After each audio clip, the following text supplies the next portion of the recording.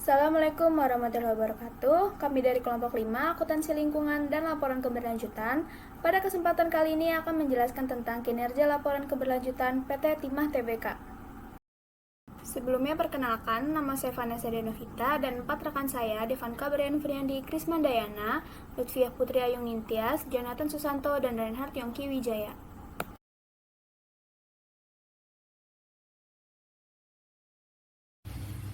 Latar belakang perusahaan.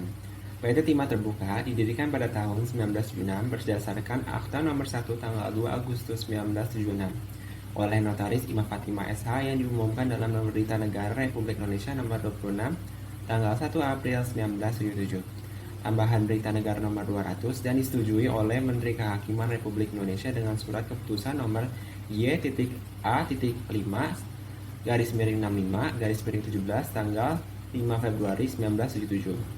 Anggaran dasar perusahaan telah mengalami beberapa kali perubahan.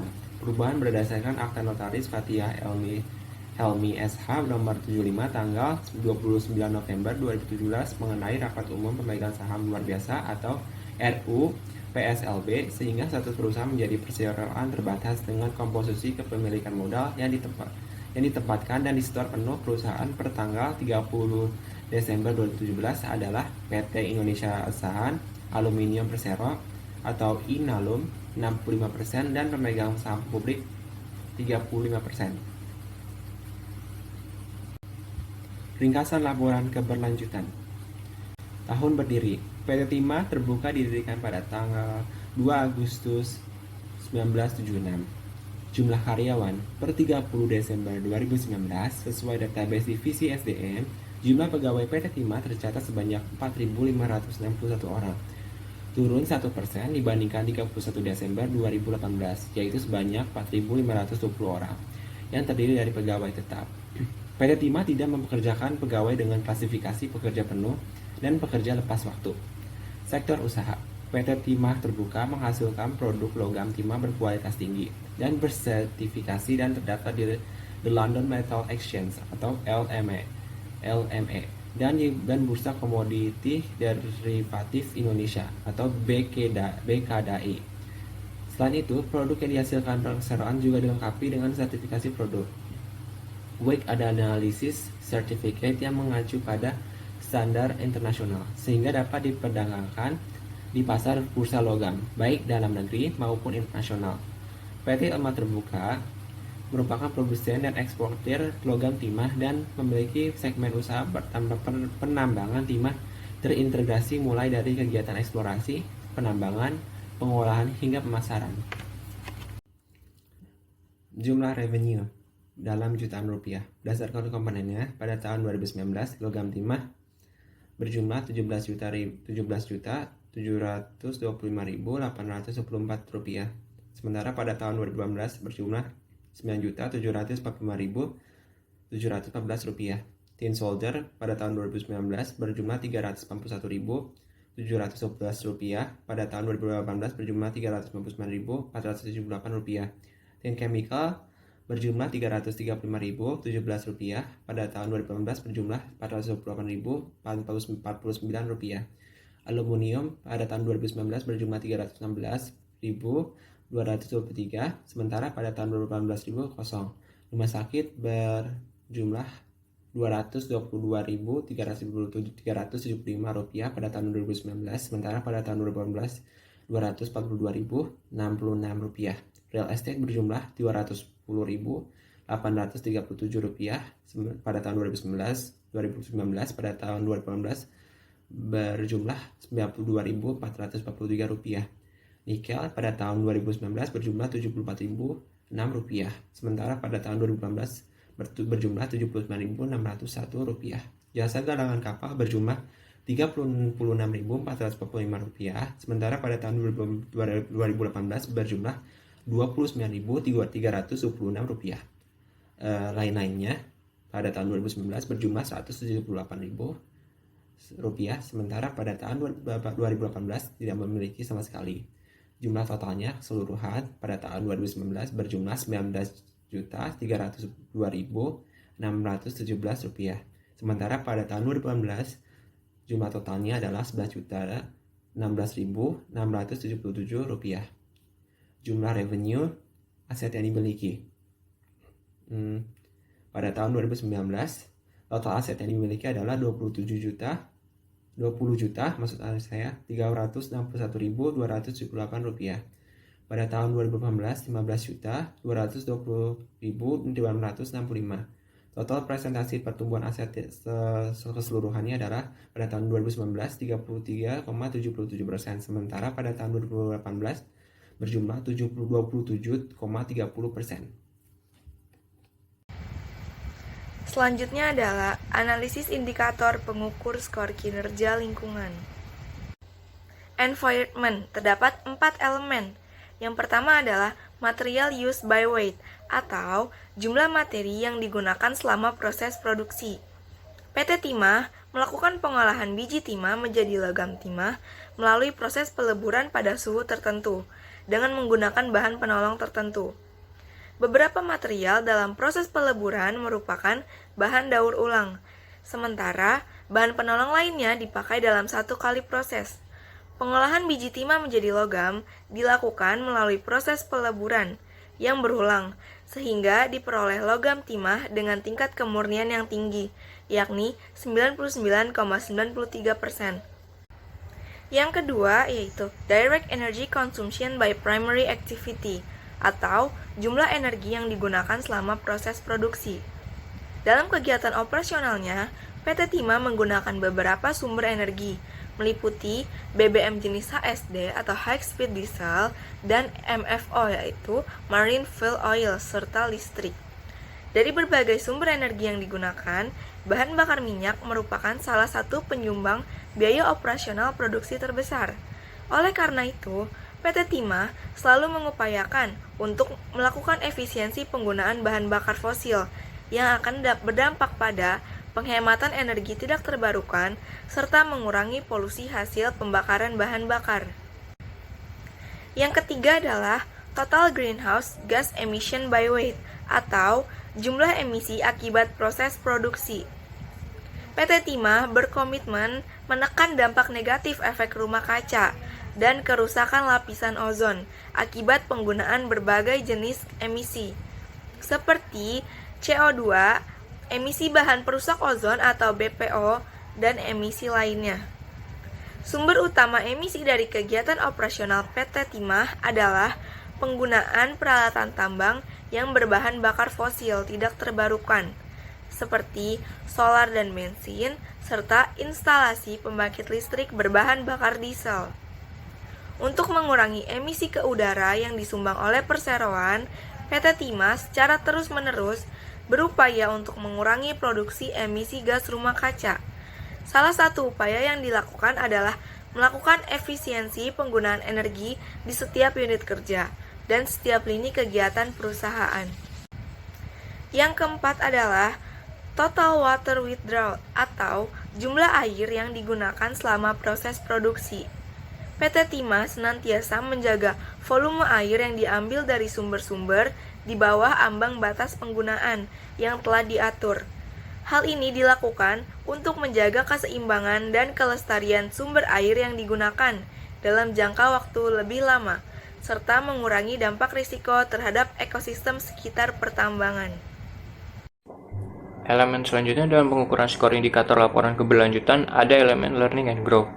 Bagian dari elemen tersebut yang pertama yaitu employee training program atau pelatihan yang dilakukan oleh perusahaan untuk karyawan. Dalam laporan keberlanjutannya, PT Timah Tbk meyakini bahwa keberadaan karyawan yang kompeten di bidangnya sangat penting untuk meningkatkan kinerja perusahaan. Untuk itu, secara berkala, PT Timah Tbk menyelenggarakan berbagai kegiatan pendidikan dan pelatihan untuk mengembangkan kompetensi setiap karyawannya. Program pengembangan karyawan diberikan dalam model kompetensi yang memberikan setiap karyawan memiliki kesempatan untuk mengajukan diri menjadi peserta pelatihan dengan mengajukan persyaratan administrasi tertentu dan persetujuan dari kepala divisi. Pengembangan tersebut dititikberatkan pada peningkatan skill, knowledge, dan attitude yang implementasinya diberlakukan melalui pelaksanaan program pelatihan yang bersifat teknis, manajerial, dan kepemimpinan, on-job training, penugasan yang berupa mutasi dan rotasi, dan promosi jabatan. Program pengembangan kompetensi yang dibuat oleh PT Timah Tbk yang pertama ada program Advanced Business Academy atau ABA. Program itu bertujuan untuk memberikan pengetahuan, wawasan, dan keterampilan pada tingkat global, serta pemahaman kontekstual yang berkaitan dengan perkembangan industri, arah strategis perusahaan, dan tantangan bisnis yang dihadapi. Yang kedua, ada program peningkatan kompetensi bahasa kepada karyawan melalui program kursus bahasa Inggris dan bahasa Mandarin. Adanya program tersebut diharapkan mampu memberikan kesempatan bagi karyawan PT Timah Tbk untuk berbicara dalam forum-forum resmi seperti seminar di kancah dunia. Bagian dari elemen learning and grow yang kedua yaitu total hours employee training atau total jumlah jam pelatihan para karyawan.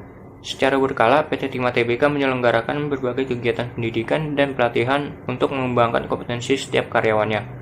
Pengembangan tersebut dititik beratkan pada peningkatan skill, knowledge, dan attitude, yang dimana implementasinya dilakukan melalui pelaksanaan program pelatihan yang bersifat teknis, manajerial, dan kepemimpinan. Berdasarkan data dalam laporan keberlanjutan PT Timah Tbk, dijelaskan bahwa sebanyak 4.491 karyawan mengikuti program pelatihan yang diadakan oleh PT Timah Tbk, dengan jumlah jam pelatihan sebanyak 122.720 jam. Hal tersebut berarti rata-rata setiap karyawan PT Timah Tbk menerima pelatihan sebanyak 27 jam. Bagian dari elemen learning and grow yang ketiga yaitu employee turnover rates atau tingkat keluar masuk karyawan di perusahaan. Selain rekrutmen, PT Timah Tbk juga peduli akan turnover karyawan, karena turnover merupakan salah satu gambaran kualitas sistem SDM di PT Timah Tbk. Sesuai dengan database divisi SDM, jumlah pegawai PT Timah Tbk sampai dengan tanggal 31 Desember 2019 tercatat sebanyak 4.561 orang, turun 1,01% apabila dibandingkan tahun sebelumnya dengan total karyawan sebanyak 4.520 orang. Jumlah sebanyak itu merupakan akumulasi dari penambahan karyawan baru hasil rekrutmen dan pengurangan karyawan akibat adanya karyawan yang berhenti bekerja di PT Timah Tbk. Jumlah karyawan PT Timah Tbk berkurang karena adanya karyawan yang berhenti bekerja dengan berbagai alasan, seperti pensiun, mengundurkan diri, meninggal, dan sebagainya. Berdasarkan data dari divisi SDM, selama tahun 2018, karyawan yang meninggalkan perusahaan tercatat sebanyak 81 orang, dan karyawan yang masuk ke perusahaan tercatat sebanyak 35 orang. Bagian dari elemen learning and grow yang keempat yaitu employee train in anti-corruption atau program pelatihan anti korupsi bagi karyawan. PT Timah Tbk selalu sejalan dengan program pemerintah yang tengah giat melakukan gerakan pemberantasan praktik korupsi, kolusi, dan nepotisme atau KKN. PT Timah Tbk berkomitmen tinggi untuk mendukung gerakan tersebut melalui realisasi berbagai program, seperti misalnya pelatihan karyawan yang bertanggung jawab terhadap peran pengawasan, perbaikan sistem dan prosedur pengadaan barang dan jasa, perbaikan kebijakan operasional, maupun penerapan sistem pelaporan pelanggaran. Pada tahun 2019, tidak tercatat adanya kasus atau insiden korupsi yang terbukti di PT Timah Tbk. Dengan demikian, tidak ada tindakan yang diambil terhadap karyawan berupa pemberhentian atau penjatuhan sanksi akibat terlibat dalam kasus korupsi. Kemudian ada internal proses. Yang pertama adalah non-compliance with laws and regulation, di mana adanya denda yang harus dibayar oleh perusahaan karena melanggar hukum dan peraturan yang berlaku. Dalam melaksanakan proses produksi dan aktivitas bisnisnya, PT Timah Tbk selalu mengacu dan mematuhi sejumlah ketentuan dan peraturan perundang-undangan dari pemerintah. Terkait aturan dari Kementerian Lingkungan Hidup dan Kehutanan mengenai kewajiban membuat surat izin lingkungan, perseroan selalu memperbarui izin lingkungan sesuai dengan yang dipersyaratkan dalam regulasi yang diberikan. Yang kedua adalah Employee Receiving Performance Review, di mana ada evaluasi kinerja pegawai. PT Timah Tbk secara berkala melakukan review terhadap seluruh karyawan yang dimilikinya. Hal itu digunakan untuk mengetahui kinerja performa setiap karyawan. Kemudian hasil review tersebut akan menjadi salah satu pertimbangan dalam manajemen untuk pengembangan karir karyawan. Kemudian ada total employee, di mana rekrutmen yang dilakukan oleh PT Timah Tbk memenuhi kebutuhan karyawan sesuai dengan perkembangan dalam perusahaan yang terjadi. Dalam melaksanakan rekrutmennya, perseroan selalu menjunjung tinggi prinsip transparansi, kejujuran, keadilan tanpa membedakan suku, agama, dan ras. Sesuai database yang dimiliki Divisi Sumber Daya Manusia, jumlah PT Timah Tbk tercatat pada tanggal 31 Desember 2019 tercatat sebanyak 4.561 orang. Setelah itu ada rate of injury, last day fatalities, di mana jumlah kecelakaan kerja dan kematian. Sejalan dengan komitmennya untuk mewujudkan zero accident, PT Timah Tbk dan seluruh mitra telah berupaya secara maksimal untuk mencegah terjadinya kecelakaan kerja sekecil apapun. Upaya tersebut bisa dicapai oleh PT Timah Tbk, namun belum bisa sepenuhnya diwujudkan di lingkungan mitra usaha. Berdasarkan data dalam laporan keberlanjutan, PT Timah Tbk tercatat sepanjang 2019 terjadi 10 kasus kecelakaan kerja, diantaranya 3 kecelakaan ringan dan 2 diantaranya kecelakaan berat, serta 5 kasus menyebabkan kematian. Yang ketiga ada Customer Privacy Breach Complaints, di mana ada komplain dari pelanggan. Konsumen atau pelanggan merupakan salah satu pemangku kepentingan utama bagi sebuah perusahaan. Bahkan bisa menjadi tulang punggung bagi PT Timah Tbk. Keberadaan pelanggan sangat menentukan proses keberlanjutan dari perusahaan. Dengan kualitas produk yang terjaga dan pelayanan yang maksimal, perseroan percaya bahwa kepuasan pelanggan dapat direngkuh dan dapat dipertahankan. Kemudian yang keempat ada Customer Satisfaction Market Survey atau survei kepuasan pelanggan. Karena posisi konsumen yang begitu penting, maka PT Timah Tbk berupaya secara bersungguh-sungguh untuk mengoptimalkan terwujudnya kepuasan mereka. Kepuasan pelanggan bisa dipengaruhi oleh sejumlah faktor. Selain kualitas produk, kepuasan juga sangat mempengaruhi kualitas pelayanan. Selanjutnya ada finansial. Yang pertama ada local hiring atau rekrutmen pegawai untuk masyarakat. PT Timah Tbk mendukung perekonomian lokal dengan mempunyai kebijakan untuk menerima tenaga kerja lokal sesuai dengan proses seleksi dan kualifikasi dan kompetensi yang dibutuhkan. Tenaga kerja lokal didefinisikan sebagai tenaga kerja yang berasal dari wilayah operasional PT Timah Tbk. Yang kedua ada local supplier spending atau total beban operasional. Beban pokok pendapatan tercatat sebesar 18,17 triliun, naik 82,72% dibanding tahun 2018 dengan beban pokok pendapatan sebesar 9,94 triliun. Beban sebesar itu merupakan 186,57% dari rencana kegiatan dan anggaran perusahaan tahun 2019 sebesar 9,74 triliun. Setelah dikurangi dengan berbagai biaya dan kewajiban, PT Timah Tbk membukukan rugi tahun berjalan sebesar 611,28 miliar, turun 562,10% dibanding tahun 2018. Lalu yang ketiga ada Economic Value Generated and Distributed atau total pendapatan perusahaan. Upaya mengoptimalkan kinerja keuangan melalui berbagai kebijakan strategis dan inovasi finansial yang ditempuh selama tahun 2019 membuat PT Timah Tbk membukukan pendapatan usaha sebesar 19,30 triliun, naik 75,21% dibanding tahun 2018. Yang keempat ada Financial Implication due to Climate Change atau biaya untuk program CSR atau kelestarian lingkungan hidup yang telah dikeluarkan oleh perusahaan. Kepatuhan terhadap berbagai regulasi merupakan spirit yang dipegang oleh PT Timah Tbk. Untuk itu, dalam melaksanakan proses produksi dan aktivitas bisnis di lingkungan operasional, perseroan selalu mengacu dan mematuhi sejumlah ketentuan dan peraturan perundang-undangan dari pemerintah. Setelah penjelasan materi, berikutnya kita akan masuk ke dalam sesi tanya-jawab. Pertanyaan yang pertama yaitu bagaimana pendapat Anda atas laporan keberlanjutan perusahaan yang Anda analisis? Apakah sudah memenuhi kaidah atau ketentuan pelaporan keberlanjutan?